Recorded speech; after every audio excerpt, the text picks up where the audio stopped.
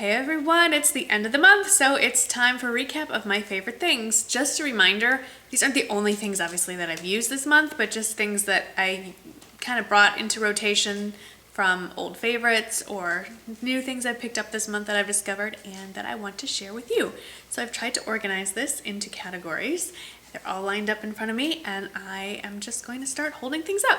So I've recently gotten back into buying MAC products. They're just, the price point is nice for me. It fits my budget well and I can, like I've said earlier, pick and choose exactly the products that I want without having to invest in whole palettes and things like that. So most of this, I would say most of the items, if not all, are things that have been influenced by watching YouTube.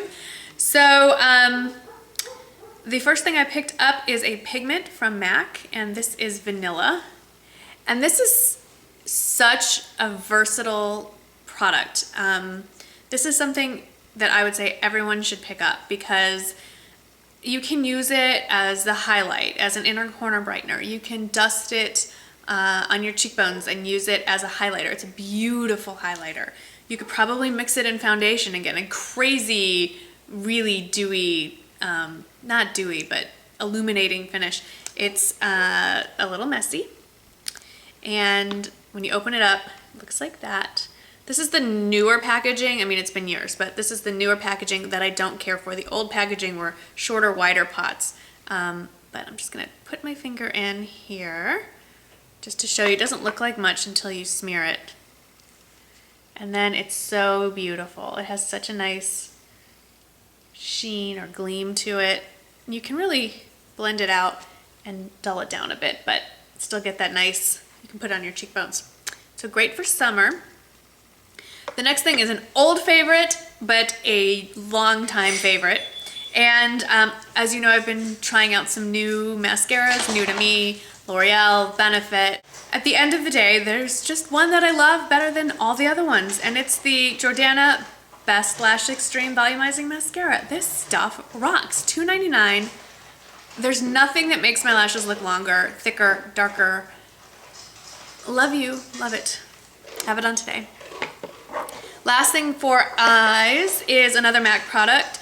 I have been experimenting with the winged eyeliner again, and I feel like the easiest product to use for that is a gel eyeliner, and my favorite, and I've tried L'Oreal, I've tried Wet n Wild, I've tried Maybelline, Physicians Formula, but you know what? Good old-fashioned classic MAC BlackTrack is my favorite, and what I like about it is that you can microwave it when it gets dry, at least once, maybe 2 times, stir it up, and it's good as new again. So I've recently purchased this month. I've had another one in the past that lasted me 2 or 3 years, so it's a nice little investment. Okay, now onto face products. So unfortunately you can't buy this in a single yet, although I have emailed Pixie Woo and asked them if you can. This was a repurchase. This is the buffing brush from Real Techniques. It comes in their essential face kit with a contour brush, foundation brush, something else in there too. The reason I repurchased this is because Wrigley got a hold of the original one and shredded this just completely, there was brush hairs everywhere, like chunks. So I didn't think that I needed this, but I really found for the most flawless finish, no matter what my technique is, whether I use the Beauty Blender, my fingers, or another brush, to go back once the foundation is sunk into my skin and buff it in. It just gives it then, it gets rid of any brush marks or stamping marks or unevenness in your application, and it's a great brush. And now I have backups of all the other ones. So love, love. And this I picked up as part of my, with my birthday money that I got for Sephora, and it just came, it's a recent favorite. I've had it a day, but you know what? It's one of those products that you put it on and you go, where have you been all my life? It's the Illamasqua Cream Pigment in Hollow, and the top just comes off like that.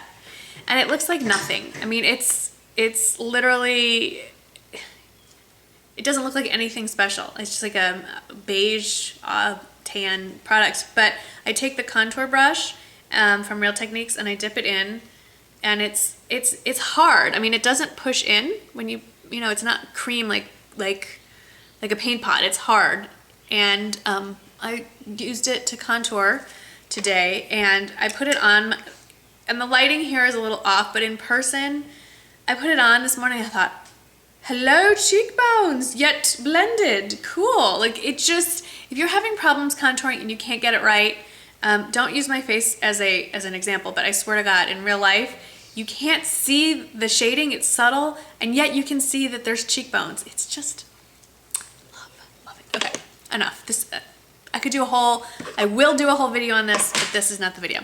Okay, on to lips. One favorite, it's the Maybelline. I think it's Maybelline. Nowhere on this package does it say who makes this. Yes, it does. Maybelline Color Whispers. This is Pinup Peach. And this goes with my color, adding color into my life. There we go.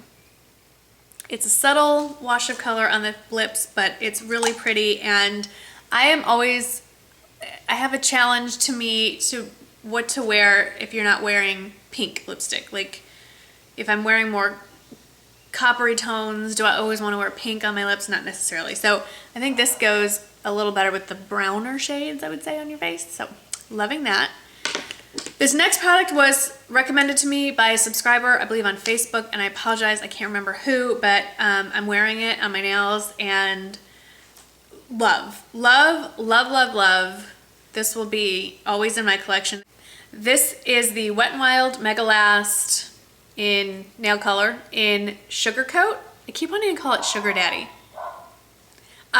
Sugar Coat, and it's a perfect dupe for Essie's Fiji, and it goes on the application that was 1,000 times better. It's not really streaky. It's the least streaky of all these kinds of colors, this milky, opaque, white pink shade. I love it. I don't know how it wears. I haven't had it on long enough, but it feels right. I don't know. I will say, for those of you that were wondering, if Zoya ever made a nail polish named Marnie, I want this in Zoya. I am being really stubborn. My favorite perfume of all time is Hermes Amber Narguilé. However, I don't live in a city that has an Hermes store, and so in order for me to get it, I have to order it in the travel sizes on the website.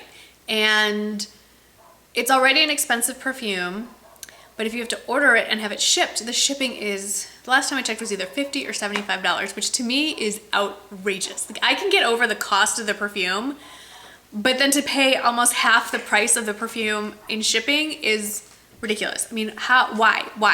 Are they hand carrying it? Are they hiring a courier service? No. So, but I love that smell. I love it. And I've been searching for a dupe, and I found two. One I don't own yet, so I'll bring it up in another video. But one that, I don't know if it's a dupe, but it's in that same family, and it's not any less expensive, of course. I found it at Saks, and it's called Love by Killian Don't Be Shy. I just have the tiny little tester, and it was full, and I'm just rationing it out.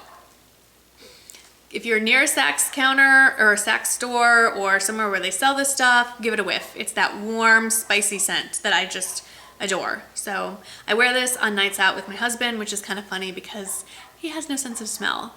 So he doesn't, I don't know. Okay. Then I'm gonna go with a favorite accessory that's kind of, I've never done that before. This was a birthday present from my husband. You may have seen this in my birthday outfit of the day.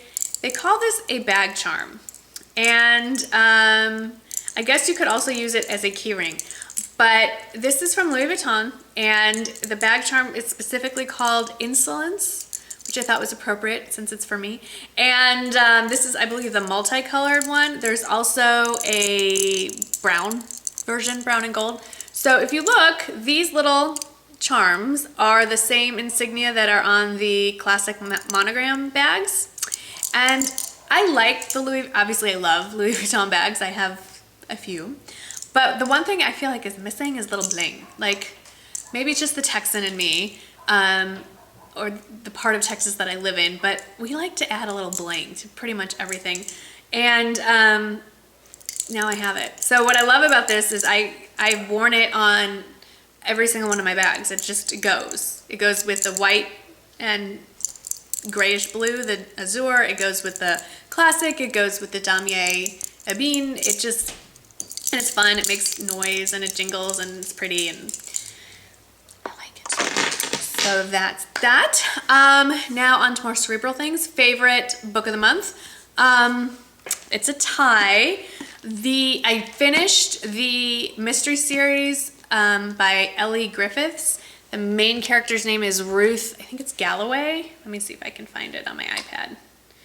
It is, yes, Ruth Galloway. And I think I mentioned them before. It's a mystery series. It's a forensic anthropologist as the main character, and it's set in Norwich. Yeah. No, it's not set in... There is a book that in the series that is set in Norwich, but it's in England, set in England. And Norwich, the W is silent. Whatever. England. It's set in England. And I love that series, but I finished it. The new one doesn't come out for a few more months. So in the meantime, I started another series, and I don't know if there's any more actually in the series. When was this written? No, this is the first book in the series, so now I have to find something else to read. This is Crossbones Yard by Kate Rhodes.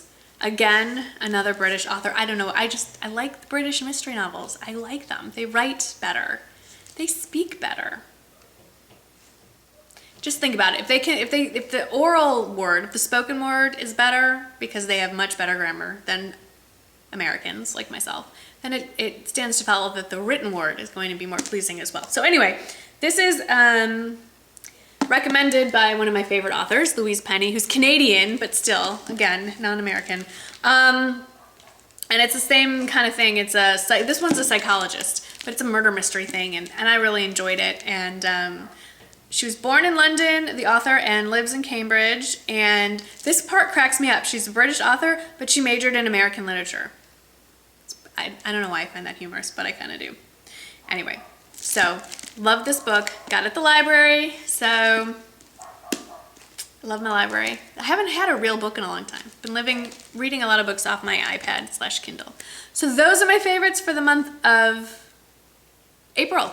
Yes, it would be April. Any suggestions for future videos? I'm always interested to know what you want to see because I make these for you.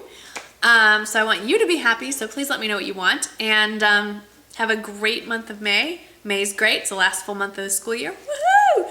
And I'll see you in the next video. Bye-bye.